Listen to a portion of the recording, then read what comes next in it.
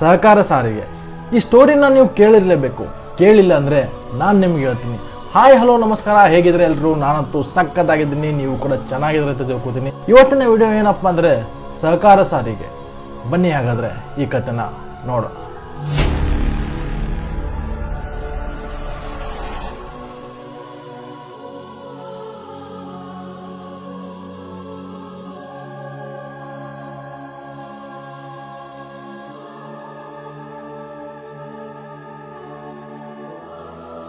ಒಂದು ಕಾಲದಲ್ಲಿ ಸರ್ಕಾರಿ ಬಸ್ ಸಿಗ್ತಿರ್ಲಿಲ್ಲ. ಆವಾಗ ಖಾಸಗಿ ಬಸ್ಗೆ ದುಡ್ಡು ಜಾಸ್ತಿ. ಇದನ್ನೆಲ್ಲ ನೋಡಿ ಅಲ್ಲಿರೋ ಜನರೆಲ್ಲ ಒಂದು ಸಂಸ್ಥೆನ ಶುರು ಮಾಡ್ತಾರೆ. ಅಂದ್ರೆ ನಂಬ್ತೀರಾ?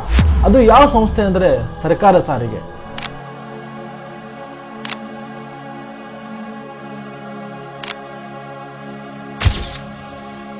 ಅದು ಇವಾಗ ಎಲ್ಲಿದೆ, ಯಾಕೆ ಬಂದಾಯ್ತು?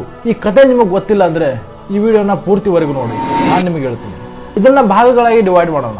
ಭಾಗ 1 ಏನಂದ್ರೆ ಇದು ಶುರುವಾಗಿದ್ದು ಹೇಗೆ. ಸರ್ಕಾರಿ ಸಾರಿಗೆ ಅನ್ನೋದು ಸಾಮಾನ್ಯ ಕಂಪನಿ ಅಲ್ಲ, ಇದು ಜನರ ಕನಸು.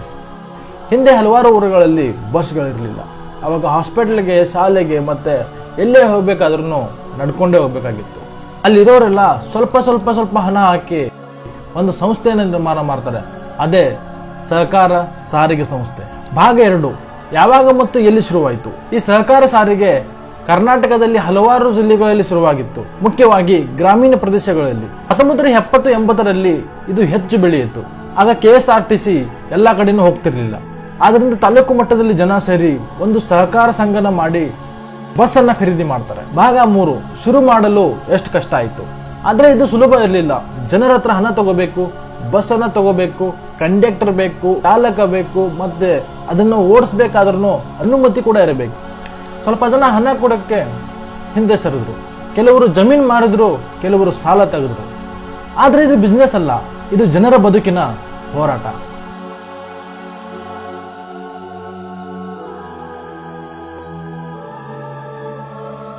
ಭಾಗ 4 ಅವಾಗ ಬಸ್ಗಳು ಹೇಗಿತ್ತು. ಮೊದಲು ಬಸ್ಗಳು ಜಾಸ್ತಿ ಇರಲಿಲ್ಲ, 1-2 ಮಾತ್ರ. ಆ ಕಾಲದಲ್ಲಿ ಬಸ್ಸಿನ ಬೆಲೆ ಲಕ್ಷಾಂತರ ಇರಲಿಲ್ಲ. ಆದ್ರೆ ಆ ಕಾಲದಲ್ಲಿ ಆ ದುಡ್ಡು ದೊಡ್ಡದಾಗಿತ್ತು. ಹಳೆಯ ಮಾಡೆಲ್ ಬಸ್ಗಳು ಕೂಡ ಖರೀದಿ ಮಾಡ್ತಿದ್ರು. ಕೆಲವೊಮ್ಮೆ ಸೆಕೆಂಡ್ ಹ್ಯಾಂಡ್ ಬಸ್ ಕೂಡ ಆಗ್ತಿತ್ತು. ಆದ್ರೆ ಜನರಿಗೆ ಅದೇ ದೊಡ್ಡ ಆಶೀರ್ವಾದ. ಭಾಗ 5 ಸಹಕಾರ ಸಾರಿಗೆ ಶುರುವಾಗಿದ್ದ ಮುಂಚೆ ಆಗಿನ ಪರಿಸ್ಥಿತಿ ಹೆಂಗಿತ್ತು. ಊರಿಗೆ ಹೋಗೋಕೆ ಬಸ್ ಇರ್ತಿರ್ಲಿಲ್ಲ. ಎಲ್ಲೇ ಹೋಗ್ಬೇಕಾದ್ರೂ ನಡ್ಕೊಂಡು ಹೋಗ್ಬೇಕಾಗಿತ್ತು. ಕೆಲವೊಂದ್ ಸರ್ತಿ ಸೈಕಲ್ ಮತ್ತೆ ಜೀಪ್ ಮೇಲೆ ಡಿಫೆಂಡ್ ಆಗಿದ್ರು. ಒಂದು ಹಾಸ್ಪಿಟಲ್ ಹೋಗ್ಬೇಕಾದ್ರೂ ಕೂಡ 10-15 ಕಿಲೋಮೀಟರ್ ನಡಿಬೇಕಾಗ್ತಿತ್ತು. ಭಾಗ 6 ಸಹಕಾರ ಸಾರಿಗೆ ಶುರು ಆದ್ಮೇಲೆ ಅದ್ರ ಬೆಳವಣಿಗೆ ಹೇಗಿತ್ತು. ಸಹಕಾರ ಸಾರಿಗೆ ಬಂದ ಮೇಲೆ ಇರೋರಿಗೆಲ್ಲಾನು ಹೆಲ್ಪ್ ಆಯ್ತು. ಊರಿಗೆ ಹೋಗೋರಿಗೆ ಹೆಲ್ಪ್ ಆಯ್ತು, ಹಾಸ್ಪಿಟಲ್ ಹೋಗ್ಬೇಕಾದ್ರೆ ಹೆಲ್ಪ್ ಆಯ್ತು, ಶಾಲೆ ಕಾಲೇಜಿಗೂ ಕೂಡ ಹೆಲ್ಪ್ ಆಯ್ತು. ಒಂದು ಊರಿನಿಂದ ಇನ್ನೊಂದು ಊರಿಗೆ ಸಂಪರ್ಕ ಬಂತು. ಅದು ಊರಿನ ಅಭಿವೃದ್ಧಿಗೆ ದೊಡ್ಡ ಕಾರಣ ಆಯ್ತು. ಇಷ್ಟೊಂದು ಬೆಳೆದಿರೋ ಬಸ್ಸನ್ನ ಯಾಕೆ ಬಂದ್ ಮಾಡಿದ್ರು. ಭಾಗ 7 ಎಲ್ಲಾ ಕಥೆಗಳಿಗೂ ಎಂಡ್ ಇದ್ದೇ ಇರುತ್ತೆ. ಹಾಗೆ ಸರ್ಕಾರ ಸಾರಿಗೆ ಕೂಡ ಇದೇ ಆಗಿತ್ತು. ಆದ್ರೆ ಮುಖ್ಯ ಕಾರಣ ಏನಂದ್ರೆ KSRTC ಬಸ್ಗಳು ಜಾಸ್ತಿ ಆಯ್ತು. ಖಾಸಗಿ ಬಸ್ಗಳ ಸ್ಪರ್ಧೆ, ಮನೆಗಳ ಸಮಸ್ಯೆ ಕೂಡ ಇತ್ತು, ಮ್ಯಾನೇಜ್ಮೆಂಟ್ ಪ್ರಾಬ್ಲಮ್ ಆಯ್ತು. ಇದೇ ಕಾರಣಕ್ಕಾಗಿ ಒಂದೊಂದು ಬಸ್ಸುಗಳು ಕೂಡ ನಿಲ್ತಾ ಬಂತು.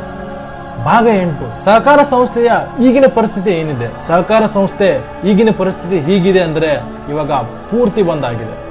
ಸಹಕಾರ ಸಂಸ್ಥೆ ಇದ್ದ ಜಾಗದಲ್ಲಿ ಖಾಲಿ ಡಿಪೋಗಳು, ಹಾಳಾಗಿ ನಿಂತಿರುವ ಬಸ್ಸುಗಳು, ಕೆಲವೊಬ್ರು ಆ ಜಾಗವನ್ನ ಬಳಕೆ ಮಾಡ್ತಿದ್ದಾರೆ. ಸಹಕಾರ ಸಂಸ್ಥೆ ಇದ್ದ ಜಾಗದಲ್ಲಿ ಕೆಲವೊಂದು ಜಾಗಗಳಲ್ಲಿ ಆಫೀಸ್ ಕೂಡ ಇಲ್ಲ, ಬರೀ ಕೆಲವು ನೆನಪುಗಳು ಮಾತ್ರ ಉಳಿದಿದೆ. ಸಹಕಾರ ಸಂಸ್ಥೆಯನ್ನ ಜನರು ಉಳಿಸಬಹುದಿತ್ತು, ಆದ್ರೆ ಅದನ್ನ ಯಾಕೆ ಉಳಿಸ್ಲಿಲ್ಲ. ಜನರು ಯಾಕೆ ಉಳಿಸ್ಲಿಲ್ಲ ಅಂದ್ರೆ ಆಗ ಕಾಲ ಬದಲಾಗಿತ್ತು, ಸರ್ಕಾರದ ಸೇವೆ ಉತ್ತಮವಾಗಿತ್ತು.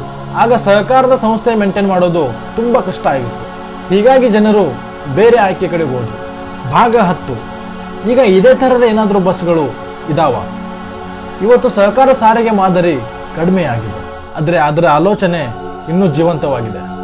ಓಲಾ, ಉಬರ್ ತರದ sharing concept, private travels, mini buses, ಇವೆಲ್ಲ ಅದೇ ಐಡಿಯಾ, ಬಟ್ ಹೊಸ ರೂಪ ಅಷ್ಟೇ. ಸಹಕಾರ ಸಾರಿಗೆ ಅನ್ನೋದು ಕೇವಲ ಬಸ್ ಅಲ್ಲ, ಅದು ಜನರ ಒಗ್ಗಟ್ಟಿನ ಒಂದು ಸಂಕೇತ.